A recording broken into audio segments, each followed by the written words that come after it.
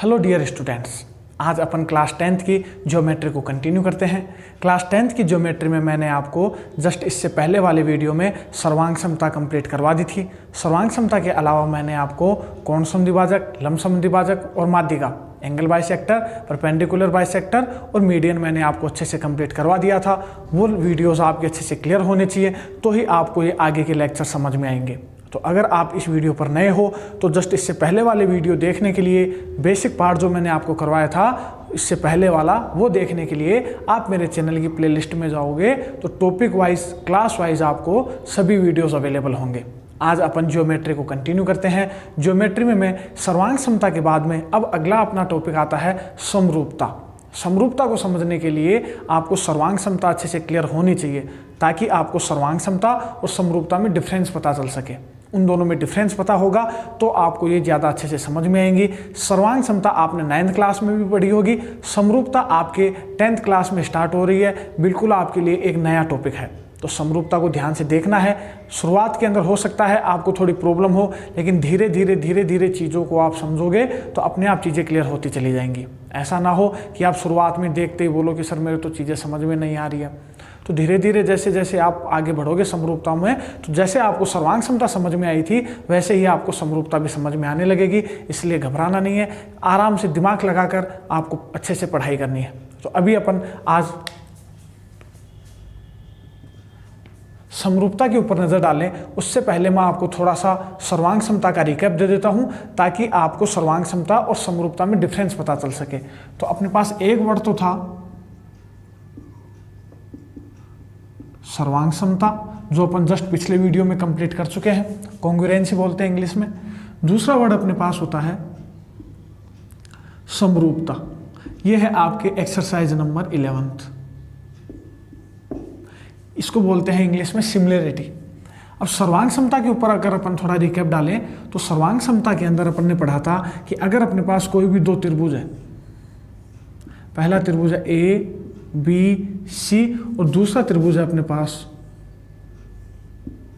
D E F, दोनों त्रिभुज सर्वांग सम कब होंगे? मैंने आपको बताया था सर्वांग समता की डेफिनेशन में कि सर्वांग समता का मतलब होता है कि अपने पास कोई भी एक त्रिभुज है और उसकी अगर मैं फोटोकॉपी करवा लूँ तो सेम टू सेम त्रिभुज निकल कर आएगा। ऐसा तो है नहीं कि त्रिभुज छोटा बड़ा हो जाएगा फोटोकॉपी करवाएंगे तो अगर अपन जो पुराना वाला जिसकी फोटोकॉपी करवाई है और जो नया ट्राइंगल अपने पास निकल कर आया है, दोनों सेम टू सेम होंगे। उन दोनों को ही अपन क्या बोलेंगे? दोनों त्रिभुज आपस में कैसे होंगे? सर्वांग सम। कहने का मतलब है जैसा ट्राइंगल ये है सेम टू सेम वैसा का वैसा ये ट्राइंगल आ जाए तो उनको बोलते हैं अपन सर्वांग समता। कहने का मतलब है कि ए बी तो किसके बराबर होनी चाहिए? डीई के। बीसी किसके बराबर होनी चाहिए? ईएफ के। और एसी किसके बराबर होनी चाहिए? डी एफ के। तीनों तो भुजाएं बराबर होनी चाहिए दोनों त्रिभुजों की। इनके अलावा इस त्रिभुज के तीनों कोण, ये वाला कोण इसके, कोण बी कोण ई के और कोण सी कोण एफ के भी बराबर होना चाहिए। मतलब कोण ए किसके बराबर होना चाहिए? कोण डी के। कोण बी बराबर होना चाहिए कोण ई के और कोण सी किसके बराबर होना चाहिए? कोण एफ के। तो दोनों त्रिभुज जो है वो कैसे कहलाएंगे? सर्वांग सम। ये अपन ने सर्वांग समता का चिन्ह पढ़ा था, बराबर लगाकर ऊपर अपन ये निशान लगाएंगे, इसको बोलते हैं सर्वांग समता। क्लियर है यहाँ तक? तो अपन ने ये पढ़ा कि सर्वांग समता का मतलब होता है to copy same as it is. कोई भी त्रिभुज हो या कोई भी समान त्रिज्या के वृत्त हो, कोई भी आकृति हो जो सेम टू सेम हो, उसको बोलते हैं सर्वांग समता। अपन ने इसके अंदर 4 नियम पढ़े थे सर्वांग समता प्रूव करने के। पहला नियम अपने पास था एस सर्वांग समता नियम। तो मिनिमम क्वालिफिकेशन क्या होती है सर्वांग समता की? पहली जो अपने पास कंडीशन थी, वो पहली कंडीशन अपने पास थी एस एस एस, भुजा भुजा भुजा सर्वांग समता नियम। अपन ने इसमें पढ़ा था कि तीनों भुजाएं अगर बराबर हैं तो वो दोनों त्रिभुज क्या होंगे? सर्वांग सम। ये मिनिमम क्वालिफिकेशन है। कहने का मतलब मिनिमम कंडीशन ये तो होना ही चाहिए, तो ही आप इन दोनों को सर्वांग सम बोल सकते हो। और अगर आपने एस नियम से दोनों की तीनों भुजाएं बराबर बता दी तो अपन बाद में कोण भी बराबर बता देंगे। एस नियम से दोनों त्रिभुज सर्वांग सम हो जाएंगे। ये मैं आपको जस्ट इससे पहले वाले वीडियो में काफ़ी अच्छे से समझा चुका हूँ। इसके बाद अपन ने पढ़ा था एस सर्वांग समता नियम। इसमें अपन ने क्या पढ़ा था कि दो तो भुजाएं बराबर और उनके बीच का कोण बराबर। अगर मैं इस भुजा को इसके बराबर इस वाली भुजा को इसके बराबर बता दूं, इस वाली भुजा को इसके बराबर बता दूं, तो इन दोनों के बीच का कोण इन दोनों के बीच के कोण के बराबर होगा। तो कौन सा नियम लगाएंगे? SAS सर्वांग समता नियम। ये भी मैं आपको बता चुका हूं। तीसरा नियम अपने पास क्या था? ASA सर्वांग समता नियम, मतलब कोई भी दो कोण बराबर और उनके बीच की भुजा बराबर, तो भी अपन कौन सा नियम लगा देंगे? ASA सर्वांग समता नियम से दोनों त्रिभुजों को अपन इजीली सर्वांग सम बता सकते हैं। और जो नंबर 4 पर था लास्ट, RHS सर्वांग समता नियम, इसमें क्या था कि R का मतलब राइट एंगल समकोण, H का मतलब कर्ण हाइपोटेनियस और S का मतलब कोई भी एक भुजा। तो RHS जो था वो ओनली कौन से त्रिभुज में लागू होता है? समकोण त्रिभुज के अंदर। अगर अपने पास कोई भी दो समकोण त्रिभुज थे तो उनके अगर 90 डिग्री, ये 90 डिग्री कर्ण आपस में बराबर हो और आधार और लंब के अंदर से कोई भी एक भुजा बराबर हो जाए, तो अपन RHS नियम से इस त्रिभुज को क्या बता देंगे? सर्वांग सम। अपन इसमें RHS की जगह अगर ये देखो, ये 90 डिग्री, ये मैं बता चुका हूँ पहले वाले वीडियो में, ये भी 90 डिग्री, एक ये भुजा और एक ये वाली भुजा, तो आप नजर डालोगे कि दो तो भुजाएं बराबर यानी SS और एक कोण बराबर एक, तो आप इसमें SAS नियम मत लगा देना। क्यों? क्योंकि SAS नियम के अंदर तो जो एंगल है ये बीच का एंगल होना चाहिए, जबकि यहाँ पर तो S और S तो साइड में है, इनके बीच का एंगल नहीं है, एंगल दूसरा वाला है। तो अपन ने इस नियम को नया नियम नाम दे दिया था RHS सर्वांग समता नियम। यहाँ तक अपन ने जस्ट पिछले वाले वीडियो में अच्छे से समझा दिया था। अभी भी अगर यहाँ पर मैंने आपको रिकैप दिया है, अगर यहाँ पर कोई चीज़ समझ में नहीं आती है सर्वांग समता में, तो आप सर्वांग समता का जस्ट इससे पहले वाला वीडियो जरूर देखें। आज अपन बात करते हैं समरूपता की। समरूपता में आपको ध्यान से समझना है।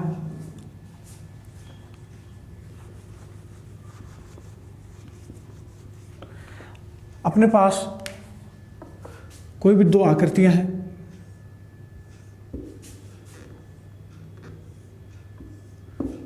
यह है त्रिभुज ABC, दूसरा ट्रायंगल है DEF। तो यहां पर तो क्या कंडीशन लागू थी सर्वांग समता में? तो कि दो त्रिभुज सर्वांग सम कहलाएंगे यदि उनकी तीनों भुजाएं बराबर। यहां पर देखो मैं आपको डिफरेंस बता रहा हूं कि सर्वांग समता और समरूपता में क्या डिफरेंस है, अच्छे से समझना।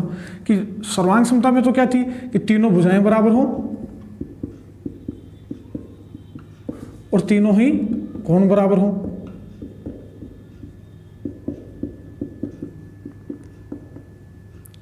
इसमें ऐसा नहीं है। इसमें क्या होगा समरूपता में? तीनों भुजाओं का अनुपात बराबर होगा। तीनों भुजाओं का अनुपात बराबर और तीनों कोण बराबर। तो कोण तो तीनों बराबर होंगे, संगत कोण, तीनों संगत कोण तो बराबर होंगे, लेकिन यहां पर भुजाएं बराबर नहीं होंगी, भुजाओं का अनुपात बराबर होगा। तो अनुपात कैसे बराबर होगा? ध्यान से देखना कि अगर अपने पास कोई ट्रायंगल है ABC, उसको दूसरा ट्रायंगल अपने पास है DEF। अगर ये भुजा है मेरे पास 2 सेंटीमीटर, ये भुजा है मेरे पास 4 सेंटीमीटर, ये भुजा है 3 सेंटीमीटर, ये भुजा है मेरे पास 6 सेंटीमीटर, ये भुजा है 4 सेंटीमीटर और ये हो अगर 8 सेंटीमीटर, तो अगर अपन यहाँ पर इनकी संगत भुजाओं का अनुपात निकालना चाहें तो संगत भुजाएं यानी AB के बटे में क्या आएगा? DE। ऐसे बताओ AC के बटे में क्या आएगा? DF। मैं एक बार वापस बता देता हूं कि अपने पास सर्वांग समता में तो क्या होता था कि ये भुजाएं आपस में बराबर हुआ करती थी, लेकिन समरूपता में इन भुजाओं का अनुपात बराबर होगा। मतलब AB के बटे में DE बराबर AC के बटे में DF बराबर BC के बटे में EF। तो अब अपन यहाँ पर मान रखें इनके, तो AB की जगह तो अपन कितना लिखेंगे? 2 सेंटीमीटर। DE की जगह अपन कितना लिखेंगे? 4 सेंटीमीटर। AC की जगह 3, DF की जगह 6 सेंटीमीटर, BC की जगह 4 सेंटीमीटर और EF की जगह 8 सेंटीमीटर। जब आप इसको सोल्व करोगे तो 2 एकम 2, 2 दूनी 4, 3 दूनी 6 और 4 दूनी 8, यानी कितना आ जाएगा ये? 1/2 बराबर 1/2 बराबर 1/2। तो आप ध्यान दोगे तो इनकी संगत भुजाओं का अनुपात आपस में बराबर है, 1/2 1/2 1/2 बराबर है आपस में। तो इनकी संगत भुजाओं का अनुपात अगर बराबर है तो दोनों त्रिभुज आपस में क्या कहलाएंगे, समरूप कहलाएंगे। ट्रायंगल ABC जो है वो समरूप होगा ट्रायंगल DEF के। क्लियर है? तो अनुपात का मतलब है कि अगर अपन उनकी संगत भुजाओं को इस रूप में प्रदर्शित करें तो उनका अनुपात आपस में बराबर आना चाहिए, तो दोनों त्रिभुज क्या कहलाएंगे, समरूप।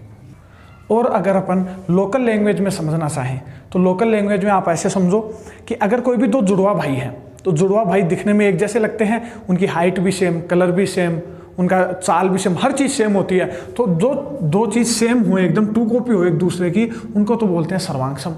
इसके अलावा अगर कोई सगे भाई ना होकर, जुड़वा भाई ना होकर सगे भाई हो तो वो देखते ही पता चलता है कि ये दोनों सगे भाई हैं। क्यों? क्योंकि उनका रूप एक जैसा होता है। तो रूप एक जैसा है तो उनको बोलते हैं समरूप। जैसे मैं हूँ, मैं मेरे फादर के जैसे दिखता हूँ लेकिन मैं मेरे फादर का जैसा तो नहीं हूँ, उनके जैसा दिखता हूँ, मतलब हमारा रूप सेम है। जैसे ये वाला त्रिभुज है तो ये वाला भी त्रिभुज है, इनका रूप एक जैसा है लेकिन क्या इनकी भुजाएं बराबर बताई क्या मैंने? नहीं। तो समरूपता के नाम से पता चलेगा आपको, समरूप मतलब जिनका रूप एक जैसा हो उनको तो बोलते हैं समरूपता, और जो एकदम टू कॉपी हो एक दूसरे की उनको बोलते हैं सर्वांग समता। तो ये दोनों में डिफरेंस है।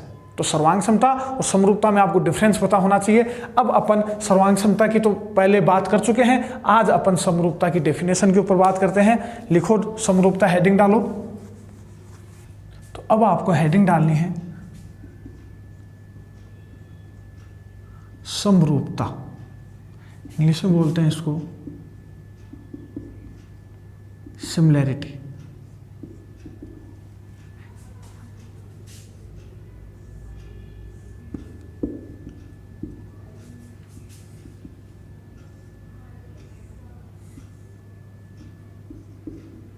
जरूरी नहीं है त्रिभुज ही हो, कोई भी आपके पास बहुभुज हो सकता है। तो समरूपता की डेफिनेशन लिखो, यदि दो बहुभुज, बहुभुज का क्या मतलब होता है, जिसमें 3 या 3 से ज्यादा भुजाएं हों, जैसे त्रिभुज हो गया, चतुर्भुज हो गया, पंचभुज हो गया, वो सब बहुभुज कहलाते हैं। 3 या 3 से ज्यादा भुजाएं हों तो ये भी त्रिभुज भी क्या है, एक तरीके का बहुभुज। तो कोई भी दो बहुभुज जिसमें क्या क्या आ जाता है अपने पास, त्रिभुज आ गया और चतुर्भुज आ गया, पंचभुज आ गया, इस तरीके से तो कोई भी दो बहुभुज समरूप कहलाते हैं।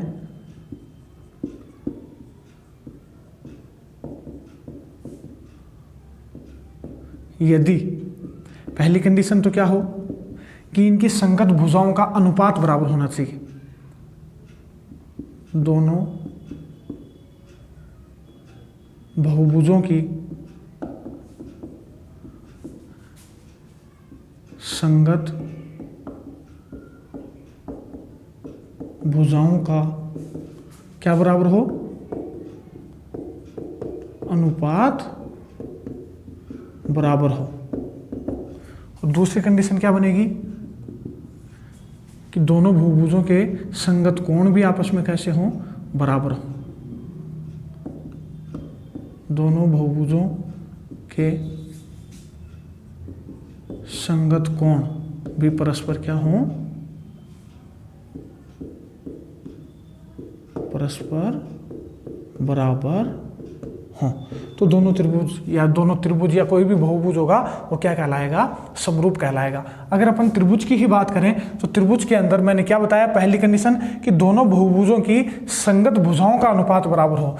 तो अपन संगत भुजाएं लें तो AB, अनुपात का मतलब बटा होता है, तो AB बटे में क्या आ जाएगा, DE। संगत भुजा होनी चाहिए कि इधर AB है तो इधर DE होनी चाहिए, इधर BC है तो इधर EF होनी चाहिए, और इधर AC है तो इधर DF होनी चाहिए। तो AB के बटे में तो क्या आ जाएगा, DE। ऐसे बताओ BC के बटे में क्या आ जाएगा, BC के बटे में आ जाएगा EF,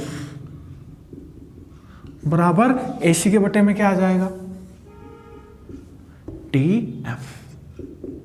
तो पहली कंडीशन तो क्या बनती है, यहां से आप पहली कंडीशन को पढ़ोगे तो उनकी संगत भुजाओं का अनुपात बराबर होना चाहिए, यानी इन दोनों त्रिभुजों की संगत भुजाओं का अनुपात अपन ने बराबर बोल दिया। दूसरी कंडीशन क्या होनी चाहिए कि उनके संगत कोण बराबर होने चाहिए, यानी कोण A किसके बराबर होना चाहिए, कोण D के। ये तो सर्वांग समता में भी सेम ही अपने पास कंडीशन लग रही थी। कोण बी बराबर होना चाहिए कोण ई के, और कोण सी बराबर होना चाहिए कोण एफ के। तो बस सर्वांग समता और समरूपता में डिफरेंस इतना ही है कि सर्वांग समता में तो इन दोनों त्रिभुजों की भुजाएं आपस में बराबर होंगी, और समरूपता में भुजाएं बराबर न होकर उनका अनुपात आपस में बराबर होगा। कंडीशन समझ में आई? तो यहां पर अगर अपन इनकी भुजाओं का अनुपात और कोण अगर बराबर बता देते हैं तो अपन लास्ट में क्या लिख देंगे कि जो ये ट्राइंगल है ए बी सी, ये वाला जो ट्राइंगल है ए बी सी, ये समरूप होगा। ये समरूपता का चिन्ह होता है, ये लगा लेना शुरुआत के अंदर, ये समरूपता को प्रदर्शित करता है। तो ट्राइंगल एबीसी जो है वो समरूप होगा ट्राइंगल डीईएफ के। इसमें हमेशा ध्यान रखना है आपको, इसको लिख लो, फॉर्मूला कॉपी बना लो एक, और उसके अंदर ये जितनी भी मैं आपको परिभाषाएं लिखवा रहा हूं वो सारी आपको याद होनी चाहिए। तो मैंने अभी क्या बताया कि ये जो ट्राइंगल है एबीसी, बहुत ही इंपॉर्टेंट लाइन में बताने जा रहा हूं, ध्यान से समझना कि मैंने क्या बोला कि ट्राइंगल एबीसी समरूप है किसके, ट्राइंगल डीईएफ के। अगर मैं किन्हीं भी दो ट्राइंगलों को आपस में समरूप बता देता हूं तो अपन ये बोल सकते हैं कि ये जो ट्राइंगल एबीसी है इसका ये जो कोण ए है ये कोण इसके डी के बराबर होगा, कोण बी बराबर होगा कोण ई के, और कोण सी बराबर होगा कोण एफ के। क्लियर है? इसके अलावा यहां से अगर अपन भुजाओं का अनुपात बराबर बताना चाहें तो ए बी के बटे में तो क्या आएगा, डी ए। तो ए बी के बटे में तो क्या आएगा, डी ए। बी सी के बटे में क्या आएगा, ई एफ। और ए सी के बटे में क्या आएगा, डी एफ। तो मेरा कहने का मतलब यह है कि अगर उनकी भुजाओं का अनुपात बराबर है और कोण बराबर है तो त्रिभुज एबीसी को डीईएफ के समरूप बता देंगे। इसका उल्टा अगर मुझे करना हो कि अगर मान लो ये मुझे नहीं दिया हो और ये दिया हो, और इससे मुझे निकालना हो कि कौन सी भुजाओं का अनुपात बराबर है और कौन से कोण बराबर है, तो इससे तो ये आप कर लोगे। इससे ये कैसे निकालोगे कि कोण ए तो बराबर होगा कोण डी के, कोण बी बराबर होगा कोण ई के, और कोण सी बराबर होगा कोण एफ के। अगर आपने इनको उल्टा सीधा लिख दिया, यहां से कोण ए बराबर कोण डी है और यहां पर कोण ए बराबर डी के नहीं आ रहा है, तो फिर आपका गलत हो जाएगा ये लिखना। ये चीज ध्यान रखना है इसके अंदर। बाकी और जैसे धीरे धीरे अपन इन चीजों को समझेंगे तो और चीजें धीरे धीरे आपको समझ में आने लगेंगी। अभी तो आपको यही ध्यान देना है कि अगर कोण ए बराबर है कोण डी के, तो यहां पर अगर आप पहले कोण ए को लिख रहे हो, वापस बता देता हूं मैं एक बार और, इंपॉर्टेंट लाइन है थोड़ी सी, कि अपन ने इनकी भुजाओं का अनुपात बराबर बता दिया, तीनों कोण बराबर बता दिए, तो ट्राइंगल, पहले वाले को तो कुछ भी नाम दे दो, ट्राइंगल को ए बी सी, तो अपन ने पहले वाले ट्राइंगल को नाम दे दिया ए बी सी, समरूप होगा ट्राइंगल। अब यहां ध्यान देना है आपको कि ए अगर मेरे पास, जैसे अपन यहाँ वैल्यू ले लेते हैं कुछ भी, इसको ले लो 30 डिग्री, इसको ले लो 70 डिग्री, और इसको ले लो 80 डिग्री, और यहां पर ले लो इसको 30 डिग्री, यहां पर ये 70 डिग्री और ये 80 डिग्री। अब आप ध्यान देना, कोण ए है 30 डिग्री, यहां पर 30 डिग्री कौन सा कोण है, डी, तो ए किसके बराबर हो, यहां ए पहले है तो यहां पर भी पहले क्या आएगा, डी। ये मैं आपको बताना चाह रहा हूं। सेकंड बी है, बी कितना है यहां पर 70 डिग्री, और यहां पर 70 डिग्री कौन सा है, ई, तो यहां पर क्या आएगा, ई। यहां पर कौन है सी, कौन सी कितना है 80 डिग्री, यहां पर 80 डिग्री कौन सा वाला है, एफ, तो यहां पर क्या आएगा, एफ। तो यहां से रिजल्ट निकलता है कि कोण ए तो किसके बराबर होना चाहिए, डी के, कोण बी बराबर होना चाहिए कोण ई के, और कोण सी बराबर होना चाहिए कोण एफ के। अगर आप इसको ऐसा लिख देते हो कि ट्राइंगल ए बी सी समरूप है ट्राइंगल ई डी एफ के, तो ये गलत हो जाएगा। क्यों गलत हो जाएगा, क्योंकि कोण ए यहां पर है 30 डिग्री और कोण ई है यहां पर 70 डिग्री, तो ये आपस में बराबर नहीं होंगे और आपका एक गलत हो जाएगा। ये चीज ध्यान रखना है इसके अंदर, समझ गए हो। बाकी और धीरे धीरे जैसे अपने पास एक्सरसाइज आएगी तो इस टाइप के क्वेश्चंस भी आपके आएंगे, उसमें आपको ऐसे लिखना ही है, तो आपकी और अच्छे से प्रैक्टिस हो जाएगी। अभी आपको घबराना नहीं है बिल्कुल भी कि सर मेरे तो ये समझ में नहीं आया। अभी बस आपको इसकी परिभाषा लिखो अच्छे से। आपको बस अभी तक इतना ही ध्यान रखना है कि अगर कोई भी दो त्रिभुज समरूप है तो उनकी संगत भुजाओं का अनुपात बराबर होगा, मतलब ए बी बटे में डी ई बराबर बी सी बटे में ई एफ बराबर ए सी बटे में डी एफ। एक तो आपको ये ध्यान रखना है। दूसरी कंडीशन आपको याद रखनी है कि अगर दोनों त्रिभुज समरूप हैं तो इनके तीनों कोण भी आपस में कैसे होंगे, बराबर। क्लियर है? तो सर्वांग समता और समरूपता में मैंने आपको डिफरेंस बताने की कोशिश करी। सर्वांग समता के अंदर तीनों भुजाएं बराबर होती हैं, जबकि यहाँ पर तीनों भुजाओं के अनुपात बराबर होंगे, और उसमें भी तीनों कोण बराबर थे, यहाँ भी तीनों कोण बराबर हैं, तो उसमें तो कोई डिफरेंस पैदा ही नहीं होता। क्लियर है? तो अब अपन आगे बढ़ते हैं। तो अब हेडिंग डालो समरूपता के नियम। इसमें आप पहला नियम लिखो, एस एस एस समरूपता नियम।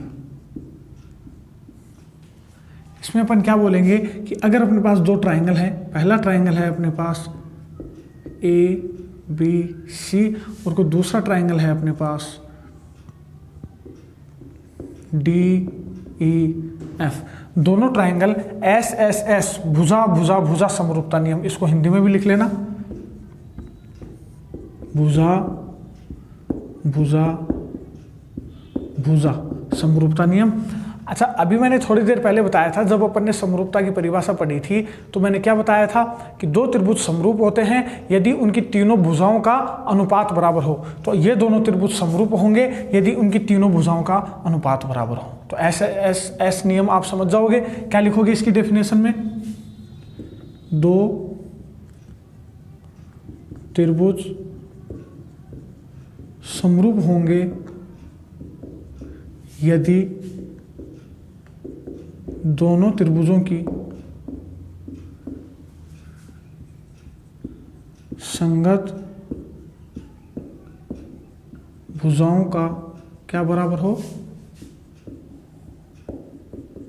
अनुपात बराबर हो।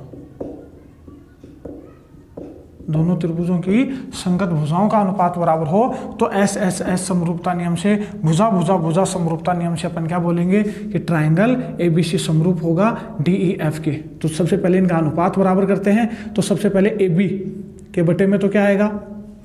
डीई, बीसी के बटे में ईएफ, और लास्ट एसी के बटे में डीएफ।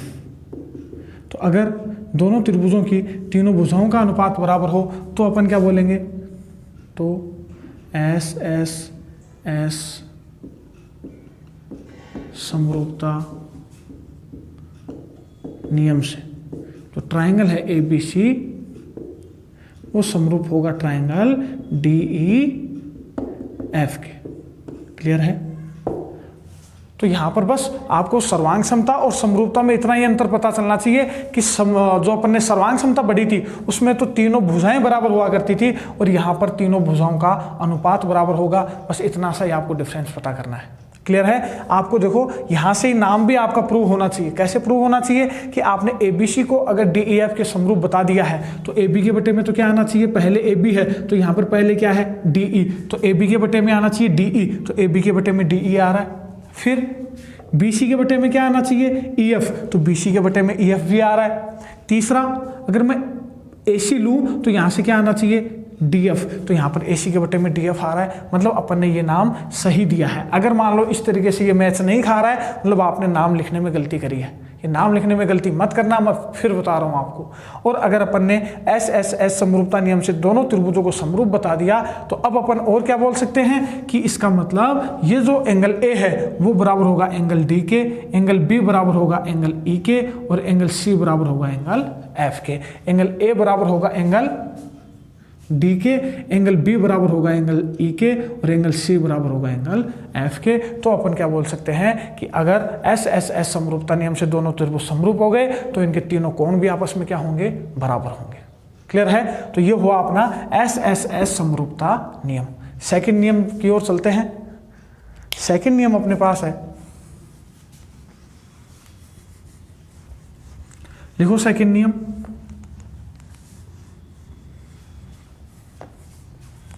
SAS समरूपता नियम। सेकंड नियम लिखो SAS समरूपता नियम। इसके नाम से पता चलेगा एस एस यानी दो भुजाओं का अनुपात बराबर और उनके बीच का कोण बराबर। यदि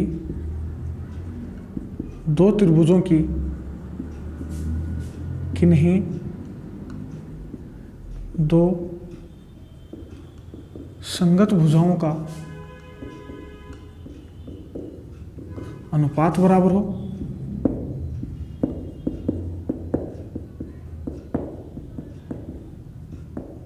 किन्हीं भी दो संगत भुजाओं का अनुपात बराबर हो और उनके बीच का कोण बराबर हो तथा उनके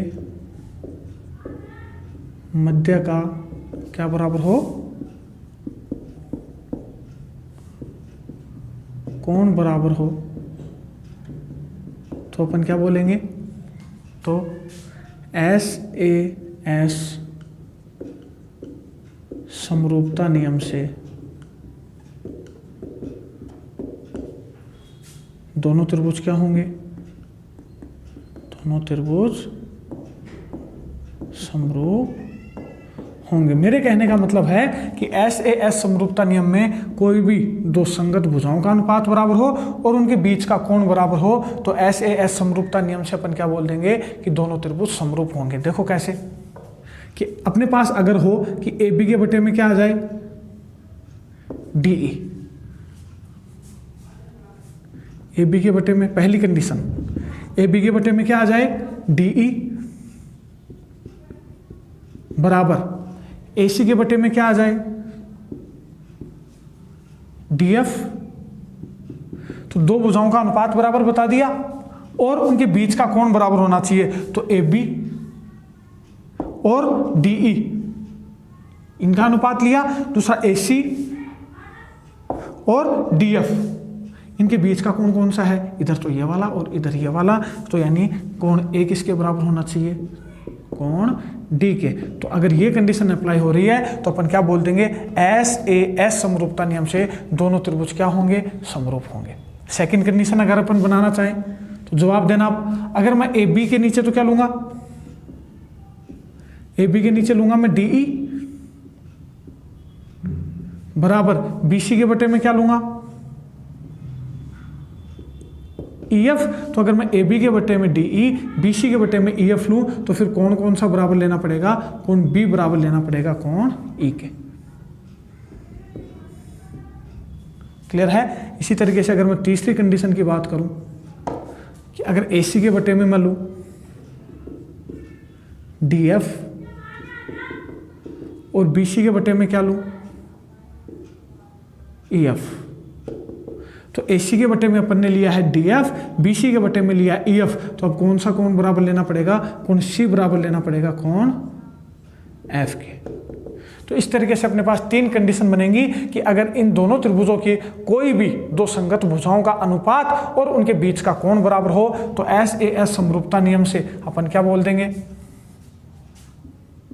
तो SAS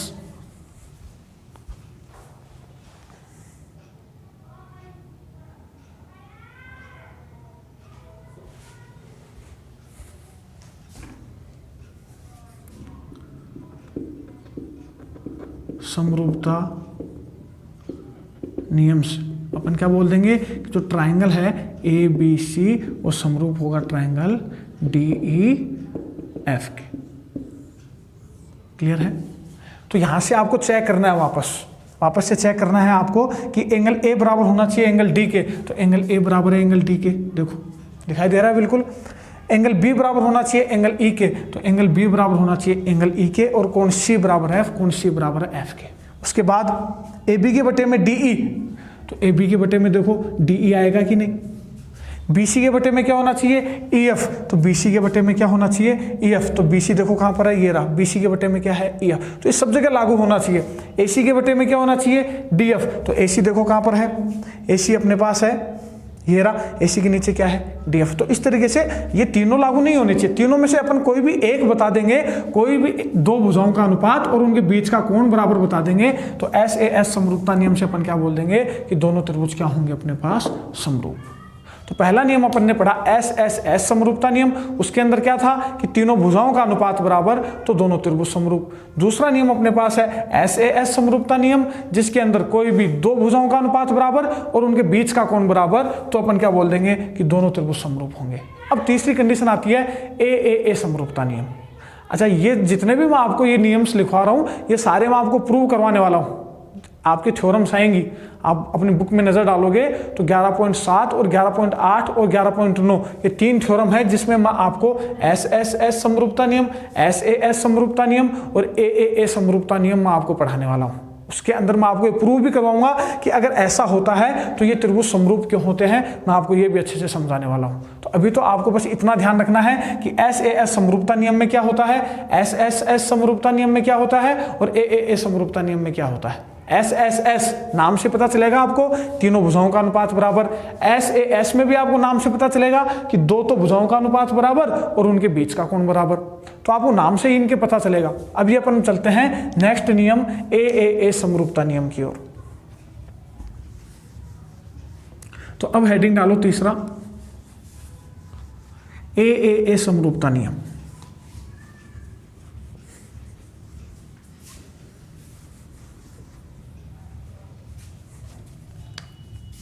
नंबर 3 हेडिंग डालो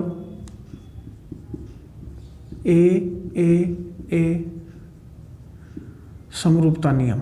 इसका एक और नाम आप बोल सकते हो, ओनली ए बोलोगे तो भी काम चलेगा, या ए समरूपता नियम। ये नियम क्या बोलता है कि अगर कोई भी दो त्रिभुज है उनके तीनों कोण आपस में बराबर हों, मतलब यदि किन्हीं दो त्रिभुजों के संगत कोण बराबर हों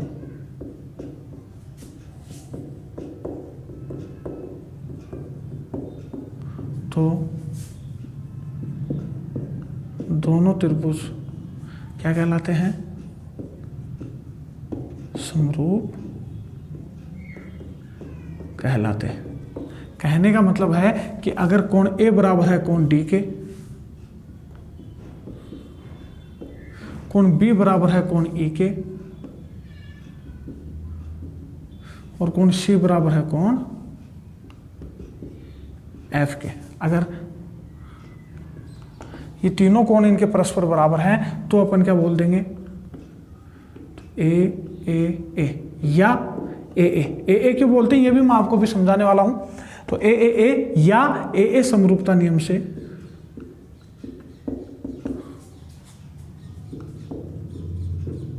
अपन क्या बोल देंगे कि ट्रायंगल जो ABC है वो समरूप होगा ट्रायंगल ए, देखो किसके बराबर है, डी के, तो यहां पर तो क्या आएगा ए के साथ तो डी, कोण बी किसके साथ है, ई के, तो यहाँ पर बी के साथ क्या आएगा ई, और कोण सी किसके बराबर है, कोण एफ के, तो यहाँ पर क्या आ जाएगा एफ। तो इस तरीके से अपन बोल देंगे कि जो ट्रायंगल है ABC ये समरूप है ट्रायंगल DEF के। और जैसे ही अपन ए समरूपता नियम से दोनों त्रिभुजों को समरूप बताएंगे तो अपन अब ये भी बोल सकते हैं कि इन दोनों त्रिभुजों की संगत भुजाओं का अनुपात भी आपस में क्या होगा, बराबर होगा। अब बात करते हैं कि सर इसको ए को अपन ए नियम भी क्यों बोल सकते हैं, उस पर नजर डालते हैं। ये कर लिया कॉपी, वीडियो को पॉज करके इसको कॉपी कर लिया करो। तो जैसे अपने पास कोई भी दो त्रिभुज है, इसी त्रिभुज के अंदर अगर अपन बात करें तो ये कोण है 30 डिग्री, ये कोण है 60 डिग्री, या ये ले लो आप 80 डिग्री, और ये कोण है आपके पास 30 डिग्री और ये कोण है आपके पास 80 डिग्री। तो यहां पर देखो कोण ए किसके बराबर, कोण डी के, कोण बी किसके बराबर, कोण ई के। तो दो कोण बराबर बता दिए तो ए समरूपता नियम लग गया, ये एंगल और ये भी एंगल, तो ए समरूपता नियम लग गया। लेकिन तीसरा कोण इसका ऑटोमेटिकली बराबर हो जाएगा। कैसे बराबर हो जाएगा कि त्रिभुज के तीनों कोणों का योग कितना होता है 180 डिग्री, तो 180 डिग्री में से ये 80 हो गया, ये 30 हो गया, तो तीसरा कोण कितने का आ जाएगा, ऑटोमेटिकली 70 डिग्री का आ जाएगा। कैसे आ जाएगा, तीनों कोणों का योग 180 तो 80 और ये हो जाएगा 110, 110 तो ये तीसरा कोण ऑटोमेटिकली 70 का आ जाएगा। तीनों का योग 180 होना चाहिए। सेम एज इट इज यहाँ पर भी आप इनको जोड़ोगे तो 110 तो ये भी ऑटोमेटिकली कितने का आ जाएगा, 70 डिग्री का। तो मेरा कहने का मतलब है कि अगर आप कोई भी दो त्रिभुजों के कोई भी दो कोण अगर बराबर बता देते हो तो उनका तीसरा कोण ऑटोमेटिकली बराबर हो जाएगा, तीसरे को सोचना ही नहीं है। अगर आप किसी भी दो त्रिभुजों के, कोई भी दो त्रिभुज है अपने पास कोई भी, उनके अंदर अगर अपन दो कोण बराबर बता देते हैं तो तीसरा कोण तो ऑटोमेटिकली बराबर हो जाएगा। इसलिए अपन ए समरूपता नियम को ए समरूपता नियम भी बोल सकते हैं। क्लियर है? क्यों? क्योंकि ए समरूपता नियम में तीनों कोण बराबर बोल दे या कोई भी दो कोण बराबर बोल दें, कोई भी दो कोण अगर अपन बराबर बोलेंगे तो तीसरा कोण तो ऑटोमेटिकली बराबर हो जाएगा। क्यों बराबर हो जाएगा? क्यों? क्योंकि तीनों कोणों का योग 180, यहाँ भी तीनों कोणों का योग 180 तो ये 70 डिग्री, तो ये भी कितना आएगा, 70 डिग्री। तो चाहे तो आप इन तीनों कोणों को बराबर बता दो, चाहो तो आप दो कोण बराबर बता दो, तो दो कोण बराबर बताओगे तो तीसरा ऑटोमेटिकली बराबर हो जाएगा। इसलिए ए समरूपता नियम को अपन क्या भी बोलते हैं, ए समरूपता नियम। तो जब भी मैं ए समरूपता नियम बोलूं या ए समरूपता नियम बोलूं, बात एक ही है, दोनों नियम अलग अलग नहीं है। चलें अब आगे, क्लियर है यहां तक? तो अब आपको 11.1 पर नजर डालनी है। 11.1 का पहला क्वेश्चन पढ़ो कि सभी वृत्त समरूप होते हैं। सभी वृत्त यानी अगर मेरे पास एक वृत्त है, एक ये वृत्त है, एक ये इतना बड़ा वृत्त है, तो ये सब दिखने में एक जैसे हैं, इनका रूप एक जैसा है तीनों का। अगर इन तीनों का रूप एक जैसा है तो अपन क्या बोल देंगे कि दुनिया के जितने भी वृत्त होते हैं सभी वृत्त कैसे होते हैं, समरूप होते हैं। समरूप मतलब एक जैसा रूप। तो इन तीनों का जितने भी अपने पास दुनिया में वृत्त होते हैं सभी वृत्त एक दूसरे के कैसे होते हैं, समरूप होते हैं। क्लियर है? तो दूसरा नियम अपने पास है, दूसरा पॉइंट है सभी वर्ग समरूप होते हैं। तो सभी वर्ग यानी वर्ग क्या होता है, जिसकी चारों भुजाएं आपस में क्या हो, बराबर। तो ध्यान देना, ये है जैसे मान लो 4 सेंटीमीटर, तो ये वर्ग है तो इसकी चारों भुजाएं कितने की होंगी, 4 सेंटीमीटर की होंगी कि नहीं। ये भी एक वर्ग है, इसकी ये भुजा है 8 सेंटीमीटर, ये भी है 8 सेंटीमीटर, ये भी है 8 सेंटीमीटर और ये भी 8 सेंटीमीटर होंगी। क्यों? क्योंकि ये वर्ग की बात कर रहा है, वर्ग की चारों भुजाएं आपस में बराबर होती हैं। अब जब आप इनकी संगत भुजाओं का अनुपात निकालोगे, ये है ABCD, ये है आपके पास PQRS, और जब आप इनकी संगत भुजाओं का अनुपात निकालोगे तो क्या आएगा अपने पास, AB के बटे में अगर अपन लें PQ, फिर BC के बटे में अगर अपन लें तो QR, DC के बटे में क्या लेंगे, SR, बराबर DA के बटे में क्या लेंगे, SP। तो यहाँ पर वैल्यूज अगर अपन पुट करें तो AB की वैल्यू तो कितनी है अपने पास, 4 सेंटीमीटर, PQ की वैल्यू 8 सेंटीमीटर, अगेन BC की वैल्यू 4 सेंटीमीटर, QR की वैल्यू 8 सेंटीमीटर, DC की वैल्यू, DC है अपने पास 4 सेंटीमीटर और SR भी है अपने पास 8 सेंटीमीटर, DA की अपने पास 4 सेंटीमीटर और SP की वैल्यू भी कितनी है अपने पास, 8 सेंटीमीटर। तो यहाँ पर जब आप इनको कट करोगे तो 4 एकम 4, 4 दूनी 8, 4 एकम 4, 4 दूनी 8, ये भी 1/2 और ये भी 1/2। तो देखो आप जितने भी नज़र डालोगे यहाँ पर तो आपके पास आएगा 1/2 बराबर 1/2 बराबर 1/2 बराबर 1/2। तो इनकी संगत भुजाओं का अनुपात बराबर है 1/2, 1/2, 1/2 और 1/2, यानी इनकी संगत भुजाओं का अनुपात बराबर है। यानी आप दुनिया की कोई से भी वर्ग ले लो, सभी जितने भी वर्ग आप लोगे तो उनकी भुजाओं का अनुपात बराबर आएगा। और अगर कोई भी दो बहुभुज है और उनकी भुजाओं का अनुपात अगर बराबर है तो वो दोनों आकृतियां कैसी होती हैं, समरूप। क्लियर है? समरूपता की मैं आपको डेफिनेशन में ये वर्ड लाइन लिखवाया था कि समरूपता की क्या डेफिनेशन होती है कि अगर कोई भी दो बहुभुज है तो उनकी संगत भुजाओं का अगर अनुपात बराबर है, संगत भुजाओं का अगर अनुपात बराबर है तो अपन क्या बोलेंगे कि वो दोनों त्रिभुज या जो भी अपने पास बहुभुज है वो बहुभुज आपस में कैसे होंगे, समरूप होंगे। क्लियर है? तो इस तरीके से दुनिया के जितने भी वर्ग होते हैं वो कैसे होते हैं, समरूप होते हैं। नेक्स्ट पढ़ो, सभी त्रिभुज समरूप होते हैं। तो सभी त्रिभुज कौन से वाले त्रिभुज, बताओ कौन से वाले त्रिभुज। त्रिभुज भी कई टाइप के होते हैं जो मैं आपको पढ़ा चुका हूं। अगर अपन लें समबाहु त्रिभुज, और मैंने जब आपको समबाहु त्रिभुज करवाया था तो समबाहु त्रिभुज में मैंने आपको बताया था कि समबाहु त्रिभुज की तीनों भुजाएं आपस में बराबर होती हैं।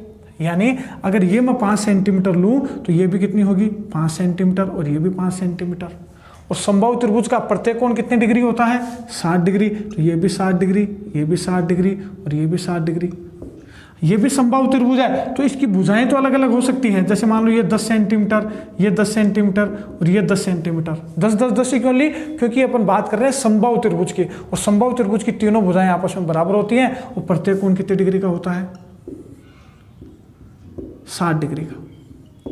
अब ध्यान से समझना कि यहां पर ये कोण कितने डिग्री 60 डिग्री, ये कोण 60 डिग्री, यानी कोण ए किसके बराबर हो गया कोण डी के। कोण बी 60, कोण ई 60, यानी कोण बी किसके बराबर हो गया कोण ई के, और कोण सी किसके बराबर हो गया कोण एफ के। तो कौन सा नियम लग गया ए समरूपता नियम से अपन क्या बोल देंगे कि ट्रायंगल ए बी सी जो है वो समरूप हो जाएगा ट्रायंगल डी ई एफ के। और दुनिया के कोई से भी आप समबाहु त्रिभुज ले लो, दुनिया की आप कोई से भी समबाहु त्रिभुज ले लो, सबके प्रत्येक कोण 60 डिग्री के होते हैं। और तीनों कोण अगर 60 आप जितने भी समबाहु त्रिभुज लेोगे दुनिया में सबके कोण 60 डिग्री होंगे, यानी सभी के कोण आपस में बराबर होंगे। और अगर सभी के कोण आपस में बराबर होंगे तो ए समरूपता नियम से अपन दोनों त्रिभुजों को समरूप बता देंगे। जैसे ही अपन दोनों त्रिभुजों को समरूप बताएंगे तो अपन इस जो पॉइंट नंबर है अपने पास 3rd, तो इसमें क्या लिख देंगे कि सभी त्रिभुज समरूप होते हैं। लेकिन कौन से वाले त्रिभुज? जो अपने पास समबाहु त्रिभुज है। सभी दुनिया के समबाहु त्रिभुज कैसे होते हैं समरूप होते हैं। क्लियर है ये पॉइंट? पॉइंट नंबर 4 पढ़ो। भुजाओं की समान संख्या वाले दो बहुभुज समरूप होते हैं यदि कोई भी दो बहुभुज है अपने पास जिनकी भुजाएं समान हैं। जैसे इसकी 4 भुजाएं हैं, एक और है मेरे पास, इसकी भुजाएं भी 4 हैं। तो पढ़ो इसको वापस कि भुजाओं की संख्या समान, तो 4 भुजा, इसकी भी 4 भुजाएं हैं। भुजाओं की संख्या समान वाले दो बहुभुज समरूप होते हैं। कब? जब पहली कंडीशन तो क्या हो कि इनकी संगत भुजाओं का अनुपात बराबर हो।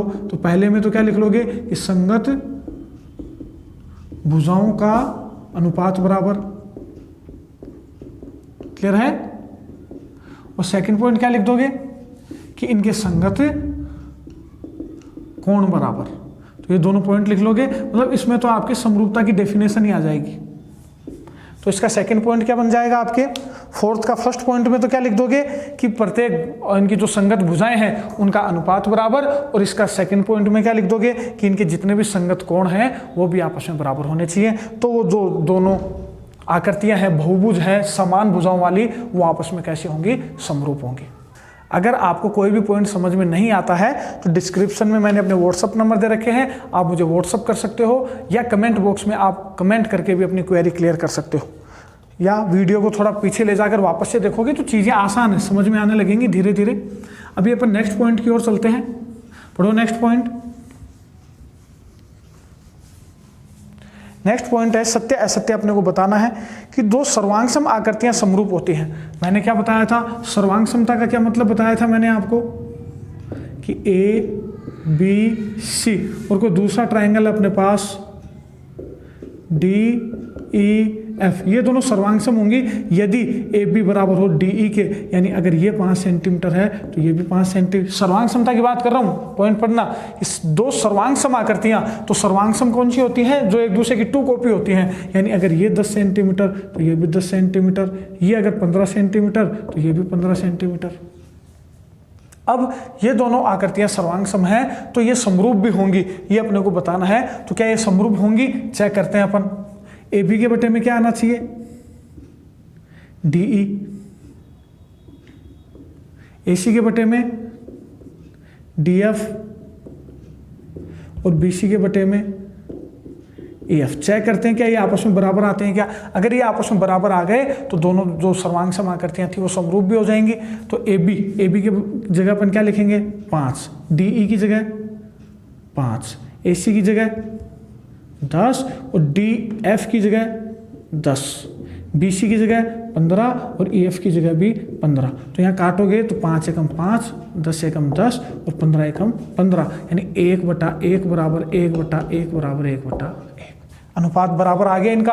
अनुपात बराबर आ गया तो अपन क्या बोल सकते हैं कि दुनिया की कोई भी दो सर्वांग सम आकृतियां हमेशा समरूप होती हैं। नोट डाल के लिख लो, ये मैं लिखवा देता हूं आपको। ये समझ में आया? तो यहां से आपको क्या रिजल्ट निकल कर मिलता है कि दुनिया की कोई भी दो सर्वांग सम आकृतियां हैं तो उनकी संगत भुजाओं का अनुपात हमेशा कितना आएगा? 1:1:1। समझो, देखो कैसे। यदि कोई दो आकृतियां या दो बहुभुज ले लो, दो बहुभुज, यदि कोई दो बहुभुज सर्वांग सम है, सर्वांग सम है तो वो हमेशा क्या भी होंगे?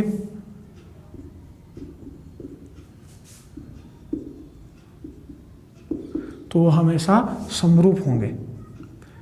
नोट डाल के लिख लेना ये कि यदि कोई दो बहुभुज सर्वांग सम है तो वो हमेशा कैसे भी होंगे? समरूप होंगे। क्यों होंगे समरूप? क्योंकि उनकी संगत भुजाओं का अनुपात हमेशा कितना आएगा? 1:1:1। और अगर कोई भी दो आकृतियों के अनुपात अगर बराबर आते हैं तो वो हमेशा क्या कहलाते हैं? समरूप। तो कोई भी दो आकृतियां हैं वो अगर सर्वांग सम है तो वो हमेशा क्या होंगी? समरूप होंगी। लेकिन अगर कोई भी दो आकृतियां समरूप है, अगर मैं इनको समरूप लूं, यानी ये मैं लूँ 2 सेंटीमीटर, ये मैं लूँ 4 सेंटीमीटर, ये मैं लूँ अगर 3 सेंटीमीटर, ये 6 सेंटीमीटर, ये लूँ मैं अगर 4 सेंटीमीटर और ये लूँ 8 सेंटीमीटर, तो देखते हैं पहले अपन इसमें समरूपता की जांच करते हैं। ये सर्वांग सम तो नहीं है। सर्वांग सम क्यों नहीं है? क्योंकि इनकी संगत भुजाएं बराबर नहीं है। तो ये सर्वांग सम तो नहीं है। अब चेक करते हैं अपन समरूपता के लिए AB की जगह कितना लिखूंगा? 2। AB के बटे में क्या आएगा? DE, यानी अपोन में कितना आएगा? 4। AC कितना है? 3। AC के बटे में क्या आएगा? DF यानी 6। और तीसरी भुजा है BC 4 सेंटीमीटर, इसके नीचे आएगा मेरे पास 8 सेंटीमीटर EF। कट करें तो 2 एकम 2, 2 दूनी 4, 3 दूनी 6 और 4 दूनी 8, यानी 1/2, 1/2 और 1/2 आपस में अनुपात इनके बराबर आ गए। तो अपन क्या बोल सकते हैं कि ये दोनों आकृतियां हैं, ये कैसी हैं? समरूप है। लेकिन अगर ये दोनों आकृतियां समरूप अपन ने बता दी तो क्या ये सर्वांग सम है क्या? नहीं। तो मैं ये आपको बताना चाहता हूं कि अगर अपने पास कोई भी दो आकृतियां सर्वांग सम है तो वो समरूप हमेशा होंगी, लेकिन ये जरूरी नहीं कि कोई भी दो आकृतियां अगर समरूप हैं वो कैसी हों? सर्वांग सम। इस वर्ड को वापस पीछे ले जाओ, वीडियो को एक बार वापस से सुनो। मैं क्या बोल रहा हूं कि अगर दो आकृतियां सर्वांग सम है तो वो हमेशा कैसी होंगी? समरूप। क्यों होंगी समरूप? क्योंकि सर्वांग सम आकृतियों की भुजाओं का अनुपात कितना होगा? हमेशा 1:1:1। तो वो हमेशा समरूप होंगी। लेकिन ये जरूरी नहीं कि कोई भी दो आकृतियां अगर समरूप हैं तो वो कैसी हों? सर्वांग सम हो। ये मैं आपको समझाना चाह रहा हूं। क्लियर है यहां तक? तो इस स्टेटमेंट को आगे बढ़ाओ कि अगर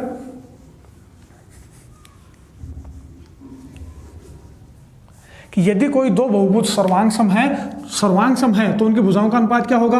1:1:1। तो वो दोनों कैसी होंगी? हमेशा समरूप होंगी। क्योंकि अनुपात बराबर है तो वो हमेशा समरूप होंगी। लेकिन यह आवश्यक नहीं, यह जरूरी नहीं, यह आवश्यक नहीं कि यदि दो आकृतियां या दो बहुभुज, यदि दो बहुभुज कैसे हों? समरूप हों, तो वो कैसे हों? तो वो सर्वांग सम भी हों। ये जरूरी नहीं है, सर्वांग सम भी हो। क्लियर है ये पॉइंट? तो आपको ध्यान से समझना है कि कोई भी दो आकृतियां अगर सर्वांग सम हैं तो वो हमेशा समरूप होती हैं। लेकिन अगर कोई भी दो आकृतियां समरूप हैं तो वो जरूरी नहीं कि वो क्या हो? सर्वांग सम हो। ये पॉइंट आप अच्छे से समझ लो। इस पॉइंट को बढ़ते हैं अब सेकंड पॉइंट की ओर कि दो समरूप आकृतियां सर्वांग सम होती हैं, दो समरूप आकृतियां जरूरी नहीं सर्वांग सम हो। तो दूसरा पॉइंट क्या हो जाएगा? असत्य। क्लियर है? ये मैं काफ़ी अच्छे से समझा चुका हूँ। तो दो समरूप आकृतियां कैसी? सर्वांग सम कभी भी जरूरी नहीं सर्वांग सम हमेशा हों। क्लियर है? तो सेकंड अपना असत्य हो जाएगा। तीसरा पॉइंट पढ़ो। दो बहुभुज समरूप होते हैं यदि उनकी संगत भुजाएं समानुपाती हो। नहीं, संगत भुजाएं तो समानुपाती होनी चाहिए, उनके संगत कोण भी आपस में कैसे होने चाहिए, बराबर। तो तीसरा भी क्या हो जाएगा, असत्य। क्यों? क्योंकि उसने अपने को अधूरी जानकारी दी है। अधूरी जानकारी कैसे दी है कि दो बहुभुज समरूप होते हैं यदि उनकी संगत भुजाओं का तो अनुपात बराबर होना ही चाहिए, उनके साथ साथ उनके संगत कोण भी आपस में कैसे होने चाहिए, बराबर। तो ये भी कैसा हो गया अपने पास, असत्य। पॉइंट नंबर 4 पढ़ो कि दो बहुभुज समरूप होते हैं यदि उनकी संगत भुजाएं समानुपाती एवं संगत कोण बराबर हो। यहां पर इसने पूरी जानकारी दे दी अपने को कि क्या बोल रहा है कि दो बहुभुज हैं वो समरूप होंगे, दो बहुभुज हैं ये समरूप होंगे यदि इनकी संगत भुजाओं का अनुपात बराबर हो और इनके संगत कोण भी आपस में कैसे हो, बराबर हो। तो पॉइंट नंबर 4 के अंदर इसने पूरी अपने को जानकारी दे दी, तो मतलब ये कथन कैसा हो गया, सत्य हो गया। क्लियर है? पॉइंट नंबर पढ़ो 4 नंबर कि दो बहुभुज समरूप, 4 नंबर तो हो गया। 5 नंबर पढ़ो कि दो बहुभुज समरूप होते हैं यदि उनके संगत कोण बराबर हो। तो ये भी अपने पास असत्य हो गया। क्यों? क्योंकि अगर दो बहुभुजों के संगत कोण बराबर हैं तो उनकी भुजाओं का जो है वो अनुपात भी उनका क्या होना चाहिए, बराबर। तो ये इसमें अपने को इसने अधूरी जानकारी दी थी, तो ये लास्ट वाला पॉइंट भी क्या हो गया अपने पास, असत्य। क्लियर है? तो इस तरीके से आपको क्लियर है ये सारे 500 के 500 पॉइंट।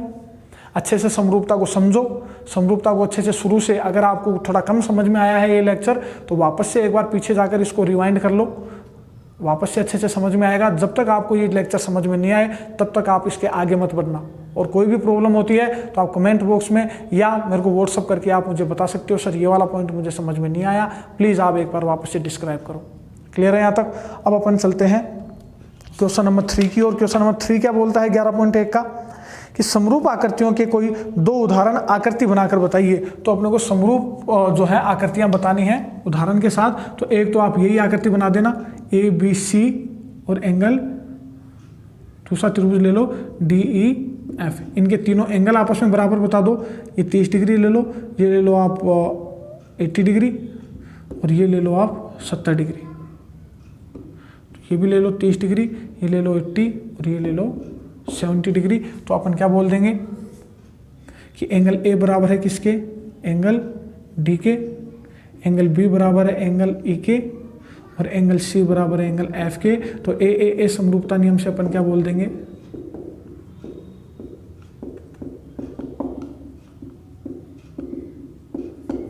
जो ट्रायंगल है ABC ये समरूप होगा ट्रायंगल DEF के।